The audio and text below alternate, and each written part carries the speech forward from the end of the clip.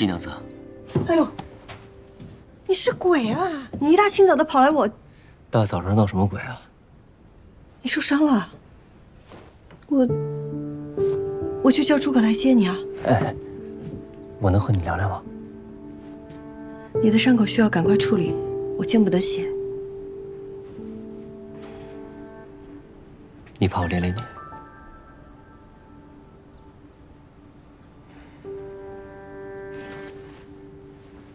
叨扰了。等一下，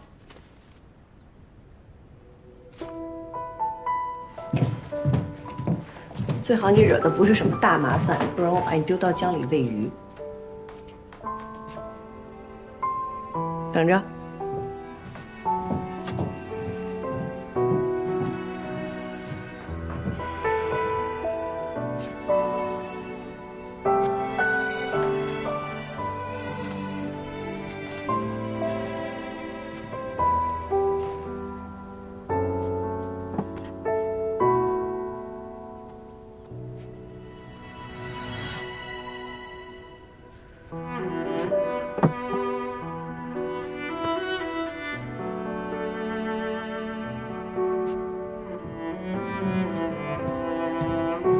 这是李白。你让我说那些蜀地人名时，便想到用来做这个了。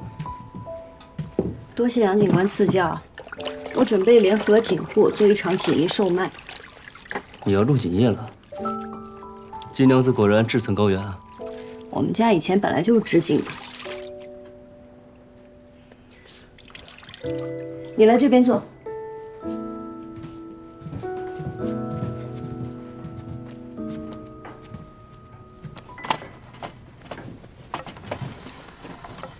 季娘子这是准备给我割连医治啊？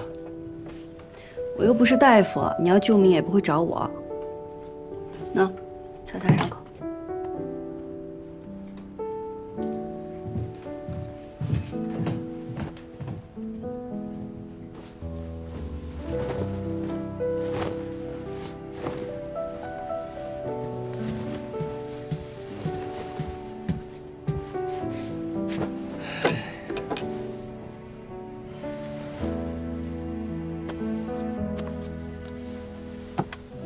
你看起来心情很不好，可是因为打输了。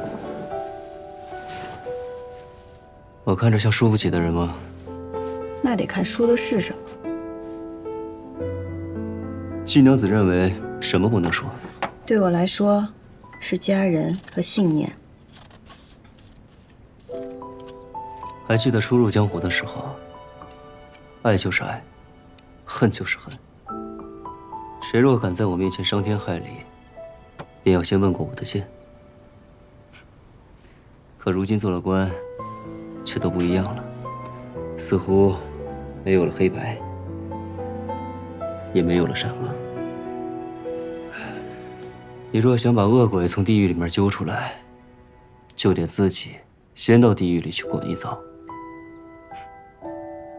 我都这样厌恶了，我师父那么爱干净的一个老头，又是怎么忍下来的？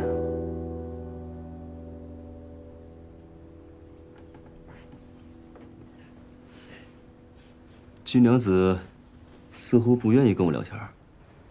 杨警官说话向来草蛇灰线，步步为营，我听不懂，所以也不知道该怎么聊。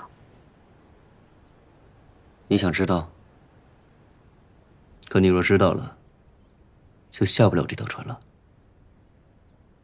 我得先知道答案，再考虑要不要上杨警官这条船。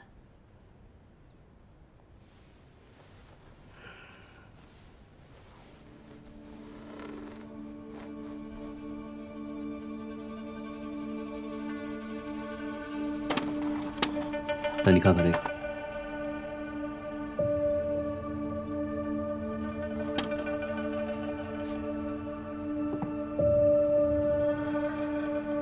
这是从哪儿得来的？捡的，有什么问题吗？不知道。上任警官沈如风是我师傅，我不相信他是病死的。我这次回益州，便是为了来查他的命案。这厮，就是我在查此事的时候得来的。这厮用的是我阿耶蜀红丝的配方，但染丝与织锦不同，天气、温度、湿度的不同，都会导致丝线颜色瞬息万变。染丝的人必须站在染缸边随机应变，所以，即便有了秘方，也未必能染出真正的蜀红丝。你说这丝是假的？为了增亮固色，用硫磺熏制过，与真正的蜀红丝谬于千里。我阿爷去世后，市面上偶尔也出现过仿制的蜀红丝，我见过几次，这次这个算是最接近真品的了。杨警官，上次你说宫中急需蜀红丝为皇后补衣，你不会病急乱投医，把这丝当作蜀红丝交往长安去了吧？你可还记得你阿耶因何获罪？你到底想说什么？我师父临死前，就是在调查蜀红丝，还有你阿爷的案子。金娘子有没有想过，我们想要的，很有可能会是同一个真相？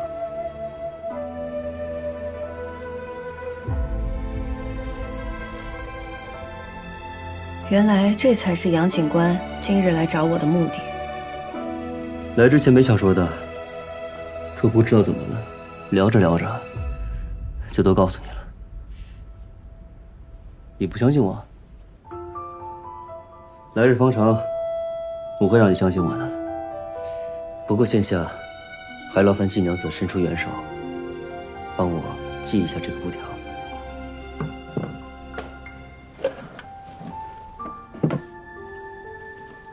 热水免费，伤药无钱。要钱没有，要命一条。来，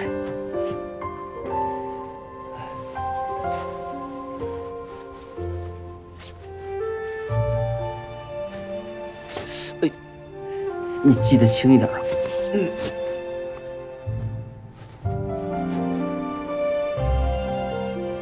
季娘子这手劲够大的。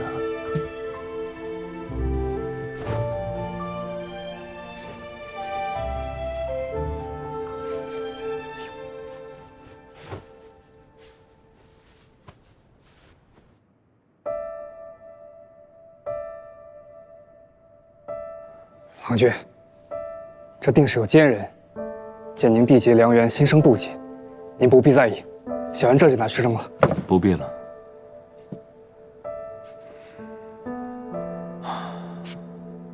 薄情寡性，估计日后全益州的人都会这么看我。我不在乎。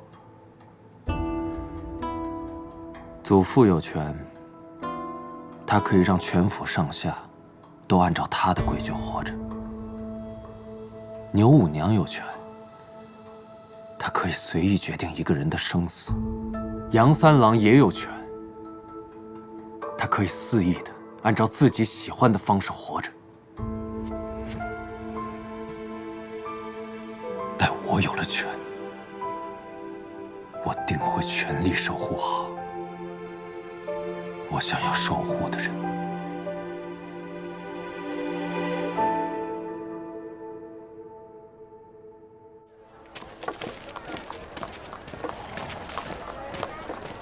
那厮不能往宫里献。现如今你把这假的都送到了长安，就必须得承认它是真的。牛五娘就是想用这贾蜀红，将你捆成一根绳上的蚂蚱呀！不送，他怎么会放过我们？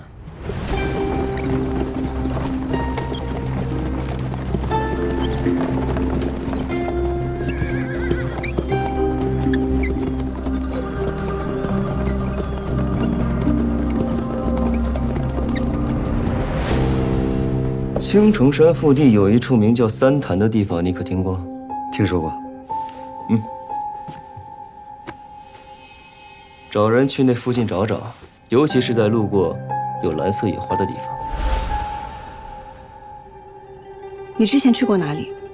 青城山。这就对了。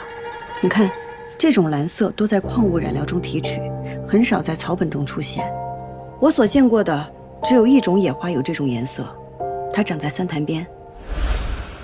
好，去吧。长安那边，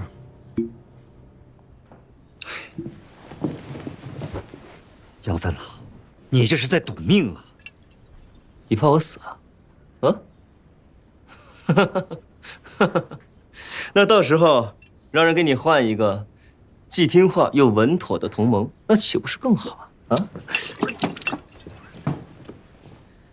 牛瑾不是回城，他怕是比牛五娘更不好对付。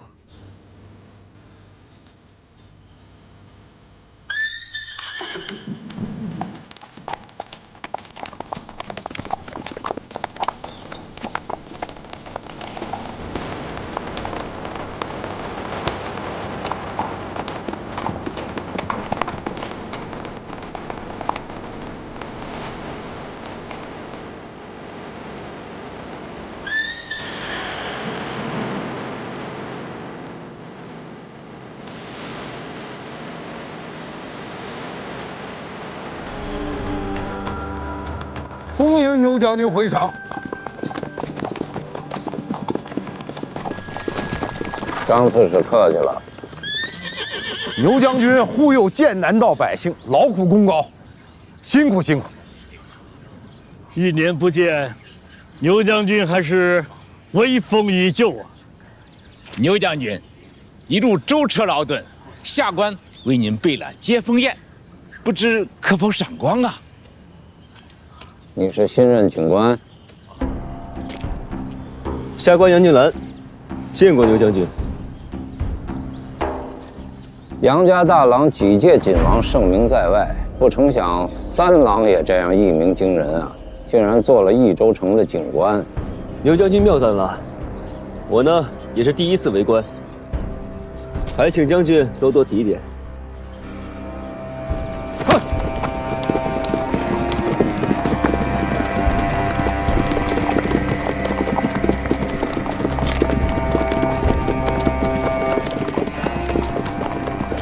牛副都督此人虽非善类，但到底这益州城是节度使的益州城。张刺史是节帅在益州城的一双眼睛，有张刺史在，他牛副都督怎么着也不敢明目张胆地动手。满城相迎，他连马都没下。刘瑾手握兵权，战功累累，是节帅手下第1员猛将，他自然不把任何人放在眼里。但是，他只是个副都督，就算他再狂妄，终归还是有几分忌惮的。人家都说于掌柜不通人情，我看并非如此。人情是要给有人性的人做，没有人性，哼，我理他做什么？多谢于掌柜夸赞。您今日约我在此，可是那些衣服做好了？啊，那衣服就在对门的铺子里。晚些时候，请季娘子衣冠。季娘子这些好主意，跟谁合作，对方都会欣然接受的。为何找我于家呢？飞花会刚刚成立，有名气而无底蕴，和大景户同盟自然是最好的。于掌柜为人正直，人心宽厚，自是殷殷首选。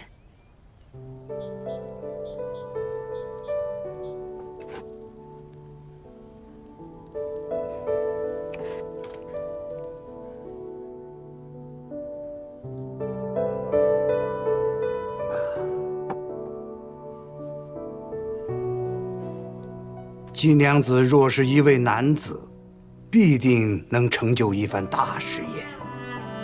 千秋万载，城市的女子亦不少。有八卿，有卓文君，还有武皇，哦，还有女娲。人是女娲造的，说明本就是女子造了这世间。阿翁眼浅了。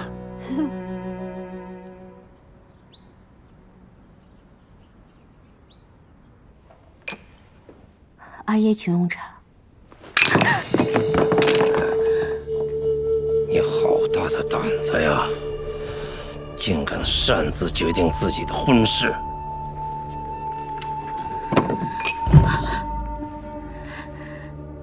这没你的事儿，还不下去？是。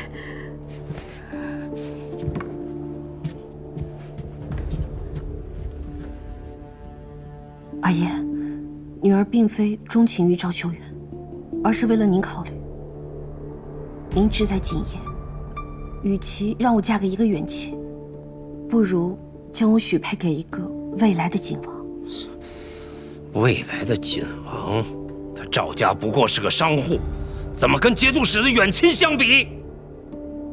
阿爷是节度使的亲信，受命驻军在益州城外。再攀远戚，与我们并无异。益州界这5年都是杨家夺的锦王，我们只能在山中造节。若女儿嫁给赵家，让赵家代替杨家，成为新的锦王，接手宫中订单，岂不是可以光明正大的偷天换日？这话你同赵家讲了？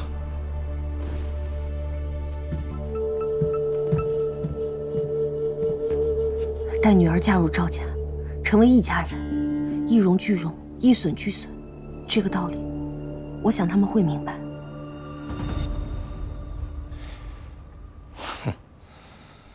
这个道理，恐怕连你自己也没想明白吧？女儿并非只顾念自己的亲事，我已握住杨金兰的把柄，要杀要查要留，皆由阿爷做主。我听说杨静兰查到锦房了，调杨金兰上钩的地方是假的，我们真正的锦房还在原来那处，戒备森严，还请阿爷放心。一连死了3个警官，朝廷之前不查，是因为自顾不暇。如今太子缓和了2派之争，朝廷断不会像之前那样对地方睁一只眼闭一只眼。蜀锦价值连城，朝廷绝不会放任。等这批织造完成之后，立刻把那锦房处理了，以免夜长梦多。至于那个警官，暂且先不要动他。女儿明白。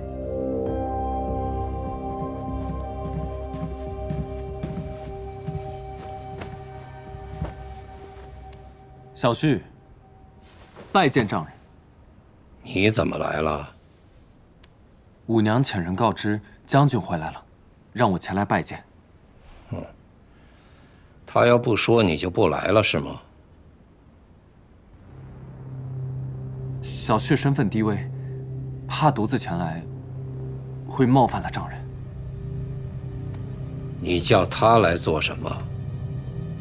有一重务，我想请您一官。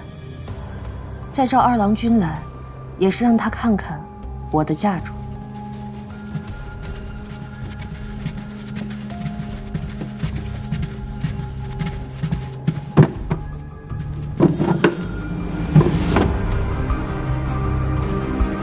蜀红寺。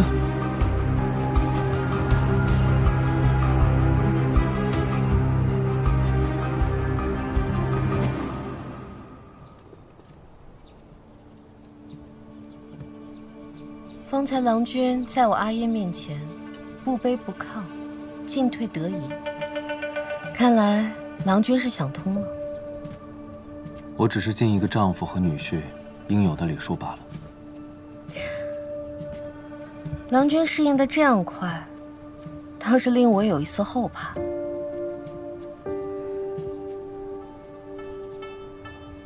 既然成婚已是事实，即便我心中不悦，我也会以一个丈夫的责任待你。至于你，我不奢望你能孝敬公婆、和睦妯娌，但希望你能略懂一个儿媳起码的礼节。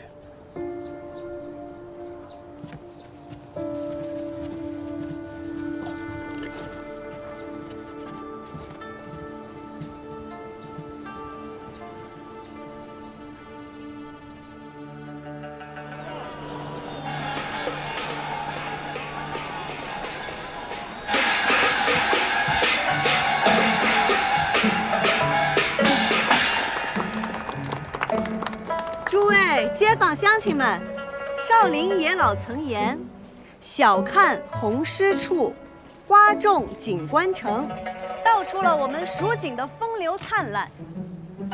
前不久，我们飞花会借青莲居士、女教书等名士才女的诗词，挥发灵感，与余家锦合作，做成10种华服。今日与大家共赏。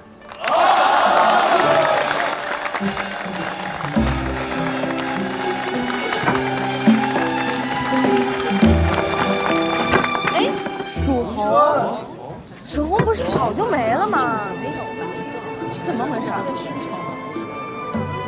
我季家以蜀红丝闻名，家父去世后，蜀红丝也随之绝迹。但蜀红一词，它的原意是指蜀地染出的红色。小女不才，不能重现我阿耶的蜀红丝，但是我能为大家现看更多的蜀红。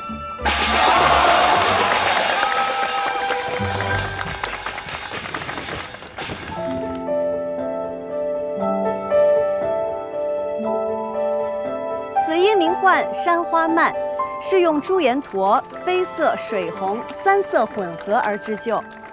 这以青莲居士诗歌自成一段风流。两人对酌山花开，一杯一杯复一杯。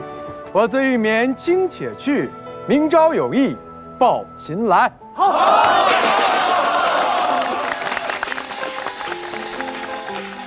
此衣名唤九霞，留银红做主色，丁香和橘红为配色，乃是取自女教书的诗词。酒席分为9色霞，武陵仙玉五云车。春风因过东君社，偷样人间染百花。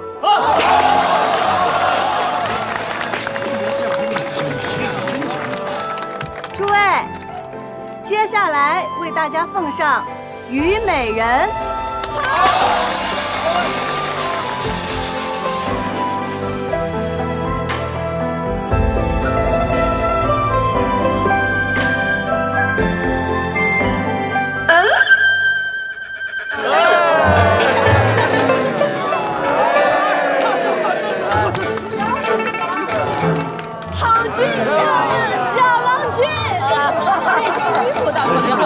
只是那头上的花和脸上的胭脂，老天爷！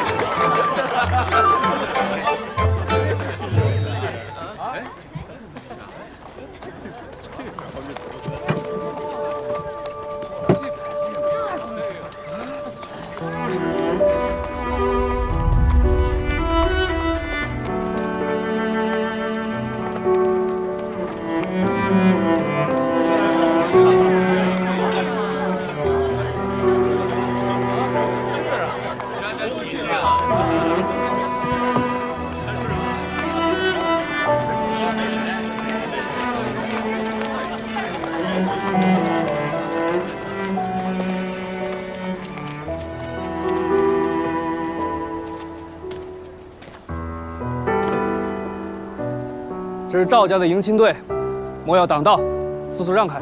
哎呦，你们赵家真了不起！这么说，整条街道都是你们家开的喽？就是，先来后到这个道理懂不懂啊？你们不懂，3岁的小孩都懂。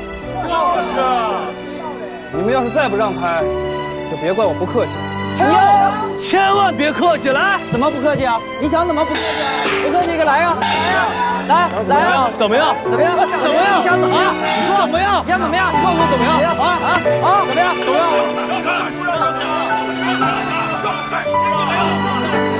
我们快让！不让开！说了我们不让！那谁不行？让！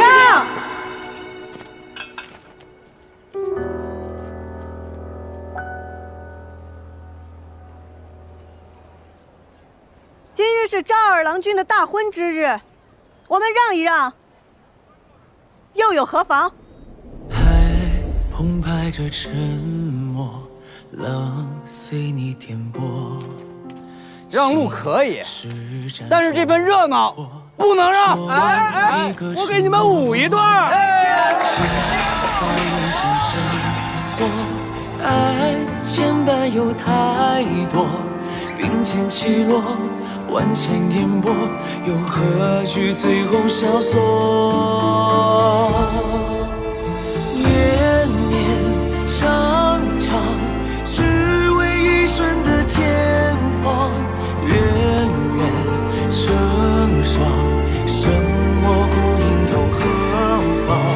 念念不忘，交织比爱更长，一生回望。祖父答应我，说若我能取得这次的锦王，就允我向季家提亲。还没有放飞就灵验了呢。你专为我而来，就是不一样。扶摇直上9万人，这不正是我心中的你吗？知我者，赵二郎君是也。我们努力了这么久，好不容易可以在一起了，不要吧！你是我下落，情早无力争。也许我们的情感并没有你想的那么重要，但是我放弃你，是我自己的选择。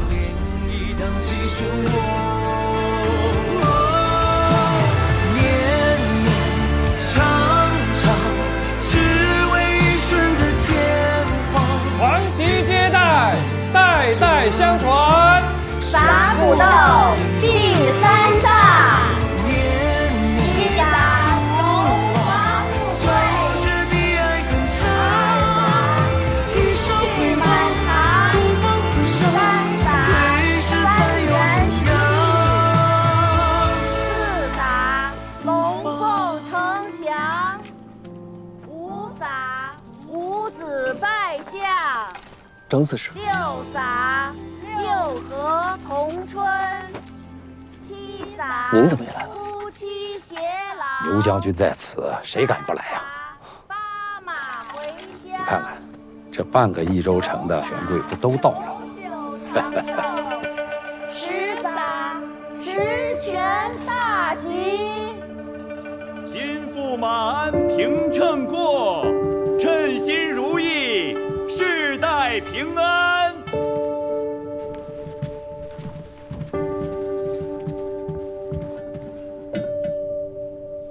望庆斩拜，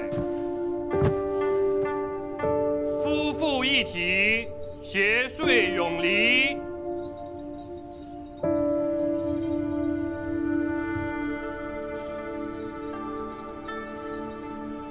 束带结凝妆，牵绳入洞房。好了，这里不用你了，下去吧。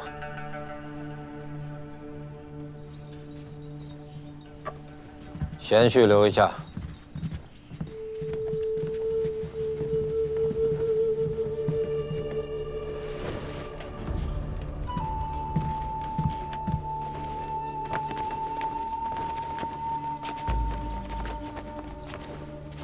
给刘将军报喜。诸位，今日除了小女大婚之喜外，还有一桩喜事要与诸位分享。哎，诸位坐吧。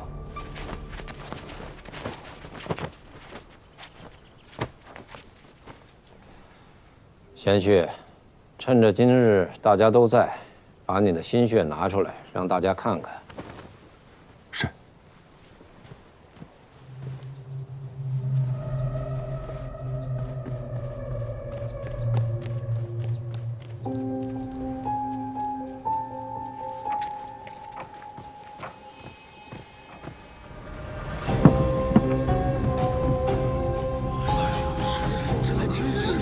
简直不可思议！这上头如此神秘，我没看错。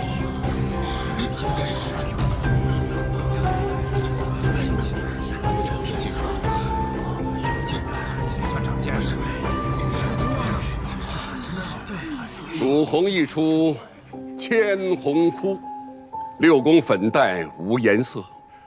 可惜，自季归南获罪身死，蜀红也自此绝迹。多年来，我赵家儿孙们立志重现蜀红的风采。皇天不负有心人，吾孙赵修元也是赵家的未来家主，终于研制出了这能让千红枯竭的蜀红。这赵二郎不是织锦的吗？怎么还学会染丝了？难道他跟那个金英英他们俩这？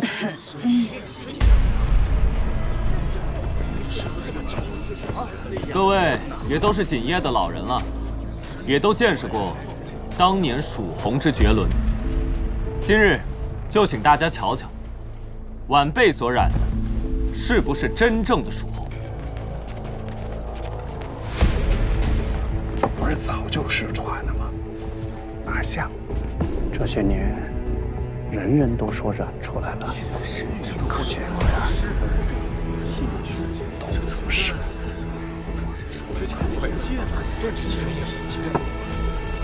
传记士兄妹速来赏赐！哎，赶紧，把今天赚的钱数数，我们跟于家46分成。行，46分成。哎呦，今天可真没少赚。不好了，赵修元染出了蜀红丝。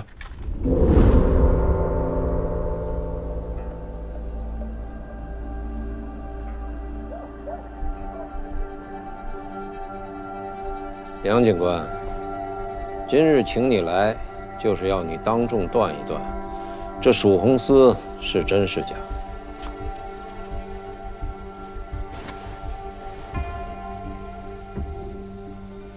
牛将军，这蜀红丝真假肉眼难断，但下官记得，当年蜀红丝过碱水而不褪色，是真是假，一验便知。上碱水。请各位勘察。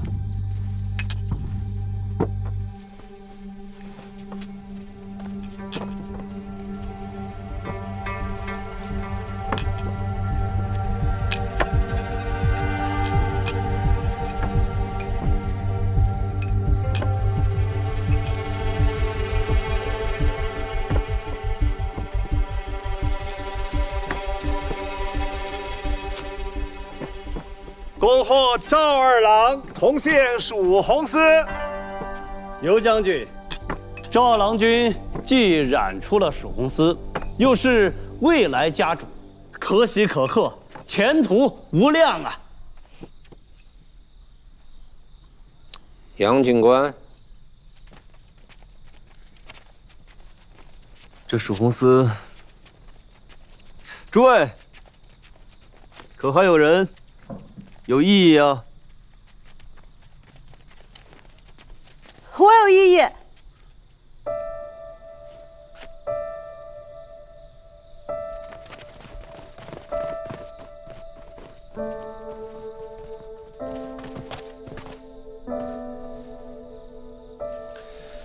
季娘子来的正好，看看与你阿耶的蜀红丝有何区别呀？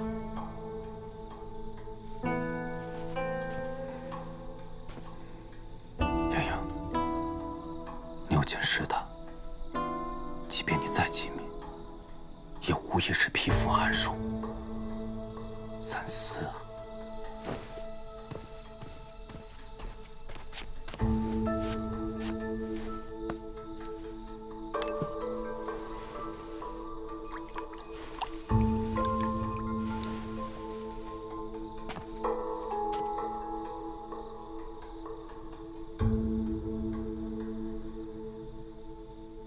这丝颜色不对，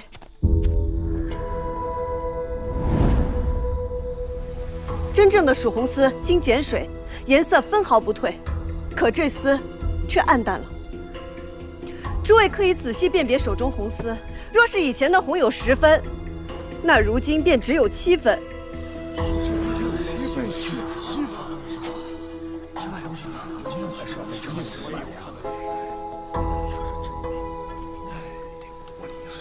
大家可都看出区别来了吧？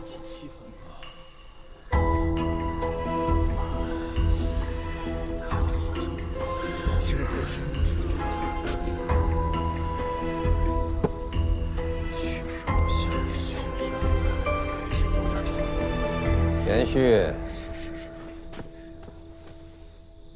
你辛苦染出的蜀红丝，现在季娘子在当众质疑你，你不说句话，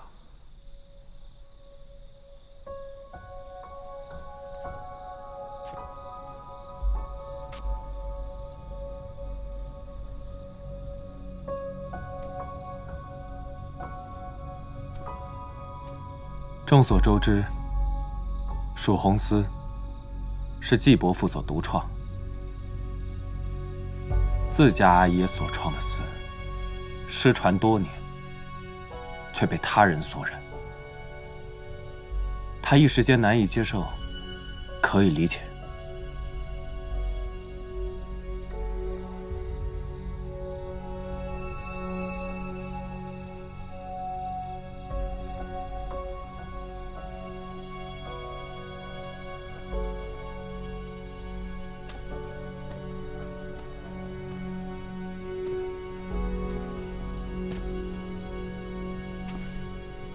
仅有风姿，人亦当有风骨。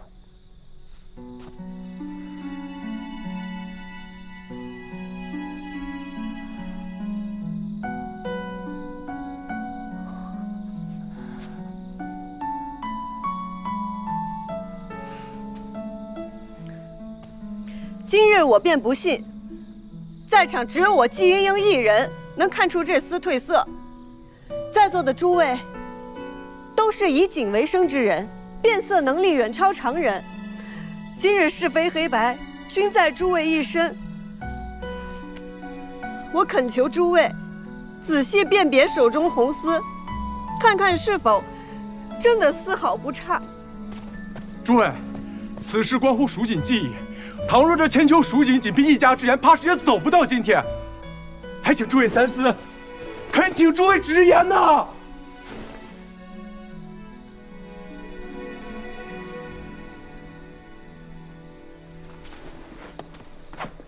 刘将军，晚辈眼拙，着实瞧不清这褪没褪色。不过我曾亲自摸过季家染制的蜀红丝，这手感确实是不一样。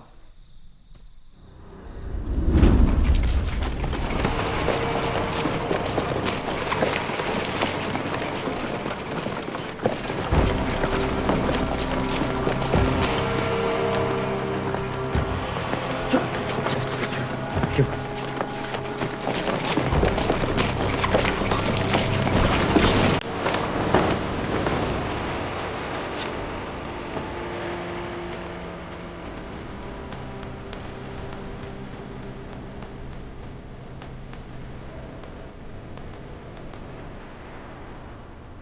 杨家二郎，你这手感同季娘子那眼力一样，俱属一家之言。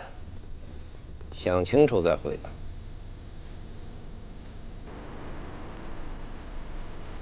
哎，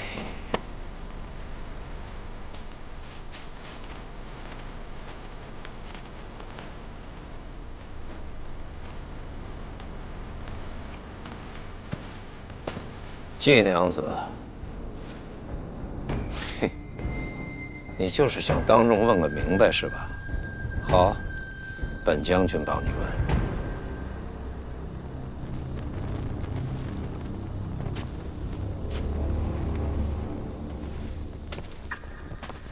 杨夫人，这可是蜀红丝啊！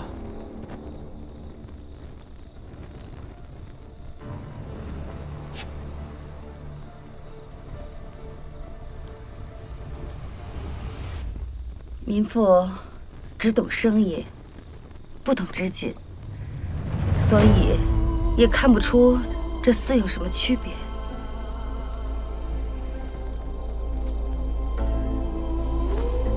孙掌柜，你说是蜀红丝吗？自然，自然。王掌柜说，千真万确，这确实就是蜀红丝。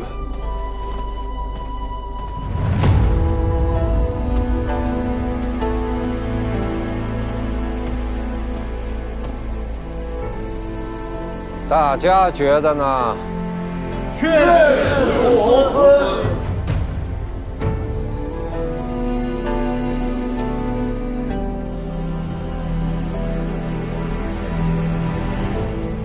指鹿为马，颠倒黑白。英英，你看清楚了，这就是权势。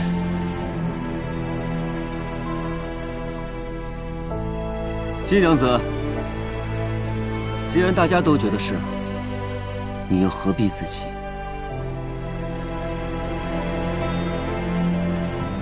兔子是不可能一口咬死老虎的。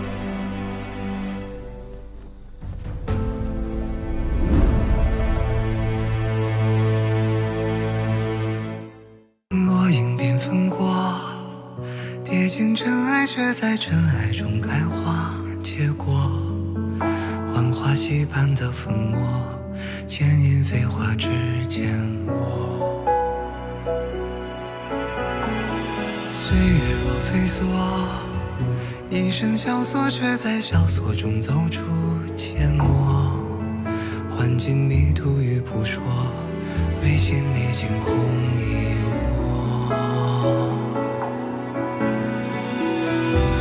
如何用最渺小的你我，支撑最人生锁，去证明那翱翔绯色是我。红色如诗月，红似无言，深埋岁月的思念，将爱恨透锁万千年，呈现曾经落位的执念。红色如火焰，红丝如烟，踏过千山也未眠。爱在风中破了茧，于人世间绽放最红的颜。红色如诗月，红似无言，深埋岁月的思念，将爱恨透锁万千年，呈现曾经落位的执念。